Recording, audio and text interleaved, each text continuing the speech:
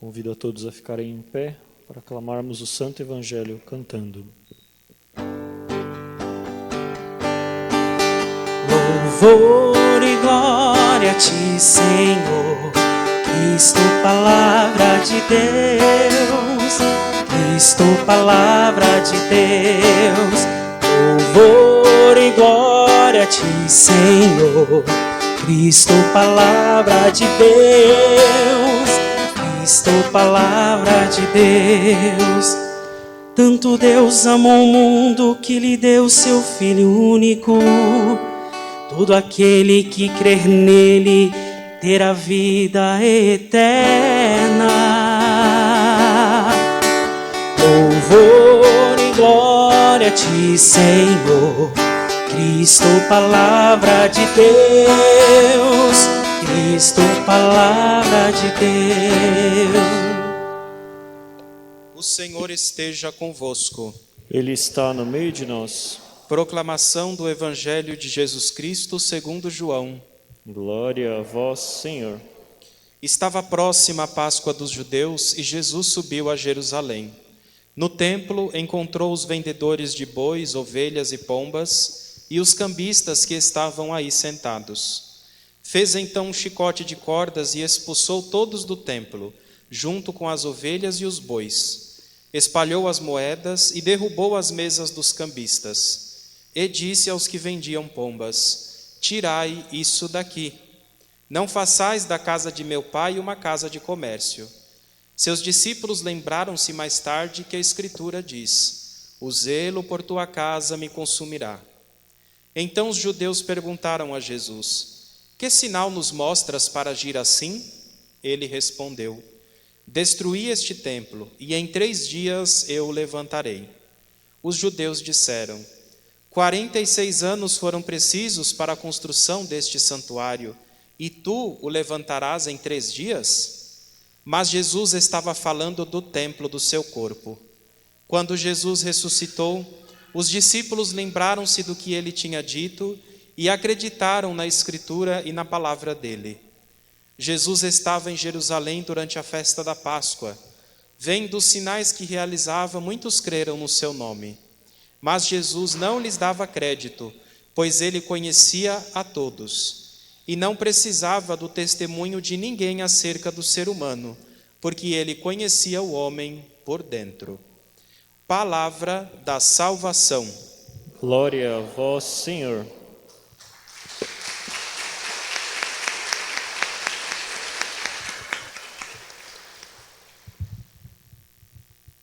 Louvado seja nosso Senhor Jesus Cristo. Podem sentar-se, irmãos e irmãs. Gostaria de chamar a atenção, primeiramente, para o final do Evangelho que nós ouvimos, que diz que Jesus não precisava do testemunho de ninguém sobre o ser humano, porque ele conhecia o homem por dentro. Imaginem vocês que esta consciência de que Deus conhece a todos por dentro, o evangelista já tinha lá atrás, próximo do ano 100, que foi quando foi escrito o Evangelho segundo João.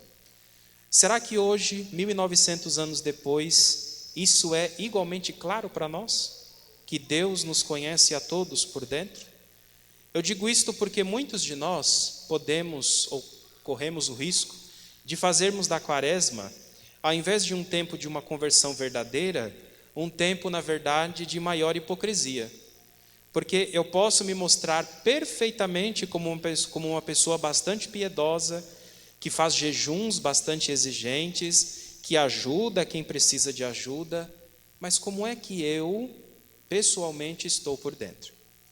É claro que o que a gente faz externamente é muito importante, mas é 100 vezes melhor quando aquilo que a gente faz reflete aquilo que está dentro de nós. Não quando eu faço porque de alguma forma a igreja me obriga a fazer.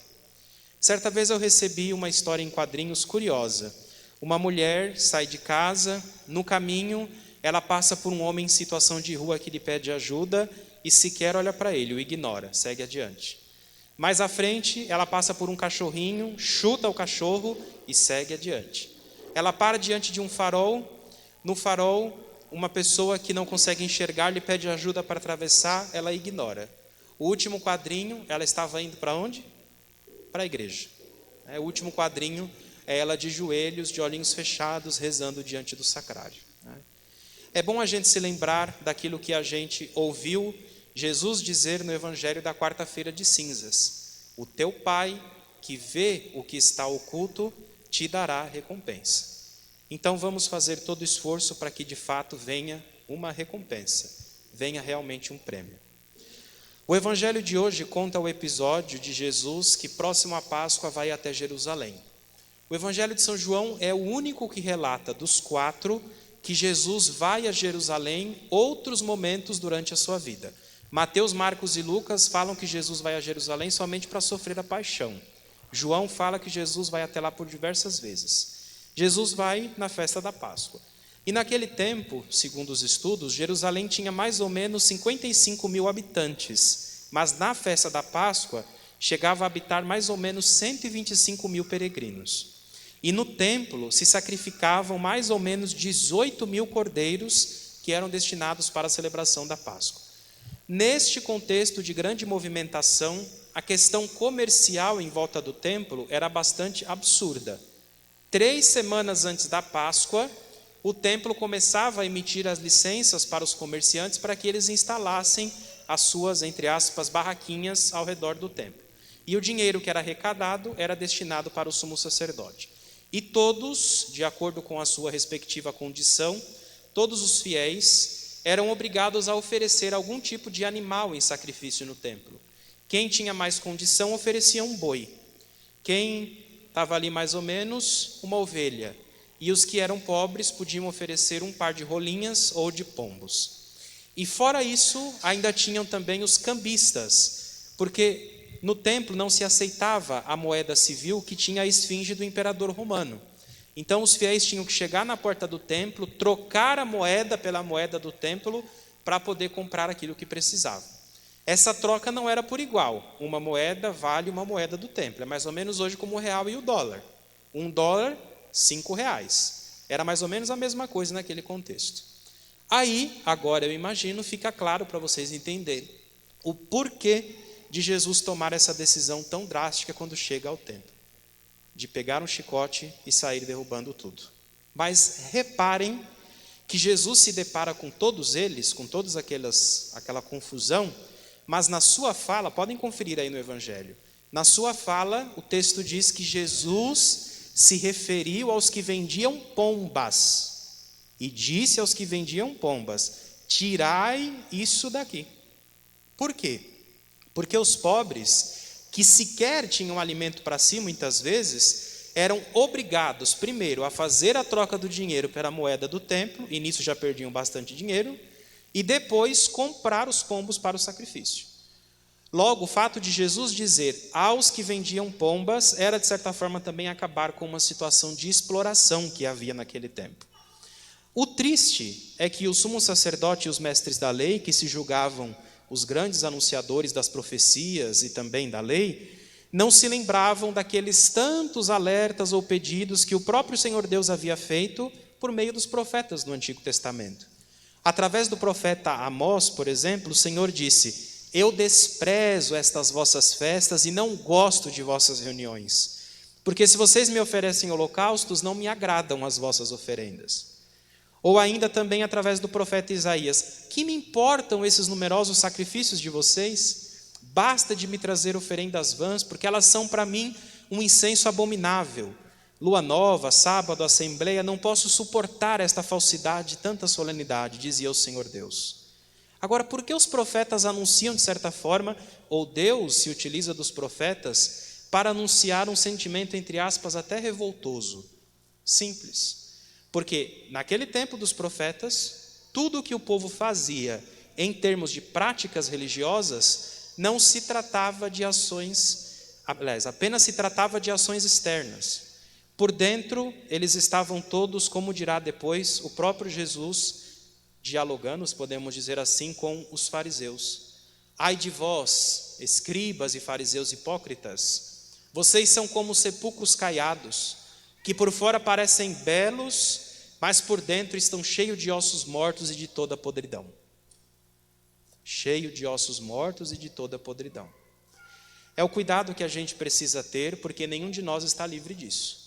Por isso que eu comecei a homilia dizendo da importância de nós sempre nos lembrarmos que o Senhor nos conhece por dentro. O que você mostra para os outros, ok. Você pode até conseguir convencer os outros que está tudo ok. Agora Deus te conhece por dentro. Será que se Jesus viesse hoje a esta comunidade de Jesus adolescente, será que ele iria gostar do nosso culto? E quando eu digo gostar, não é no sentido litúrgico da música, dos ministros, da acólita, do padre, não é nada disso. Mas será que de fato ele ia perceber sinceridade em nosso coração? Ao menos de querer de fato mudar de vida? Porque nosso coração está em sintonia, a nossa vida está em sintonia com a oração que a gente faz? Para não acontecer conosco o que aconteceu a estes escribas e fariseus, que foram chamados de sepulcros caiados, existem os mandamentos que nós ouvimos na primeira leitura e que são, acima de tudo, pedidos que o Senhor Deus nos faz. Porque lembrem-se, como já disse várias vezes, o projeto de Deus é sempre uma proposta. Nós muitas vezes caímos neste erro. A gente fala dos mandamentos como se eles fossem pesos que nós somos obrigados a suportar pelo fato de sermos cristãos. Não é nada disso. Prestaram atenção naquilo que nós cantamos no Salmo? A lei do Senhor Deus é perfeita. Ela é conforto para a nossa alma. Os preceitos do Senhor são precisos, alegria para o coração. O mandamento do Senhor é brilhante, para os olhos é uma luz. Por que o salmista fala da lei como sendo perfeita, como sendo conforto, como sendo precisa e como sendo alegria? Simples.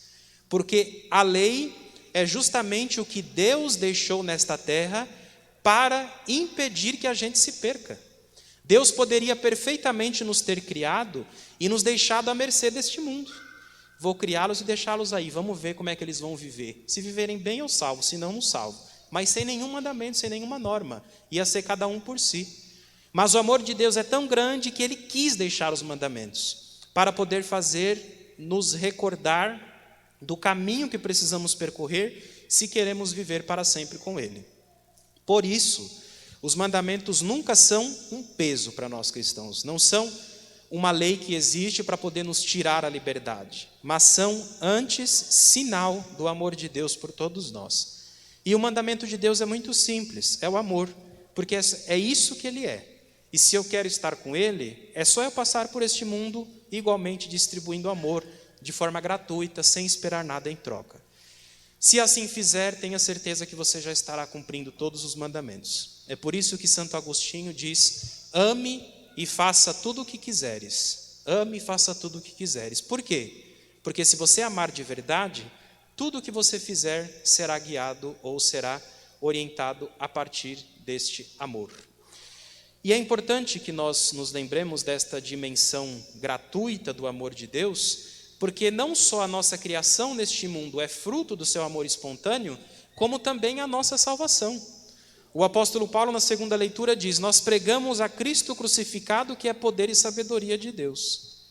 A beleza do seguimento dos mandamentos de Deus e do amor se mostram justamente na cruz de Jesus. Por isso, na verdade, Paulo está chamando a nossa atenção para o fato de que, em Jesus, tudo toma um sentido ainda mais bonito. Porque olhando para Ele, nós descobrimos que é possível ser fiel ao Pai. Por detrás, enfim, da fala de Jesus: destruam este templo e em 3 dias eu o levanto de novo, está também uma afirmação contundente de sua parte de que nada e nem ninguém poderá pará-lo, nem mesmo a morte, porque Ele ressuscitou. No entanto, é bom a gente pensar que talvez hoje Jesus possa estar parado por causa de nós, já que na condição de batizados, todos nós temos a missão de sermos outro Cristo na vida dos irmãos. Ser alguém que ajuda o irmão a chegar à graça de Deus. O Espírito continua agindo no mundo, pode fazer o que bem quer, mas Deus muitas vezes quer se utilizar de nós para fazer a graça chegar até alguém. E mesmo para transformar este mundo que tanto precisa de mudanças. Será que eu estou aberto para receber a graça de Deus e, mais ainda, aberto para comunicá-la aos outros? Para nós hoje, portanto, ficam estas 3 lições. Em primeiro lugar, o cuidado com a hipocrisia, para a gente não mostrar externamente algo que não é verdadeiro. E em segundo lugar, que os mandamentos do Senhor não são para nós um peso, mas são caminhos pelos quais eu vou permanecendo fiel ao Senhor. E terceiro, que o Senhor precisa de mim, de você e de todos nós para agir neste mundo. Que Ele mesmo nos ajude a sempre estarmos com o coração aberto para Ele. Louvado seja nosso Senhor Jesus Cristo. Em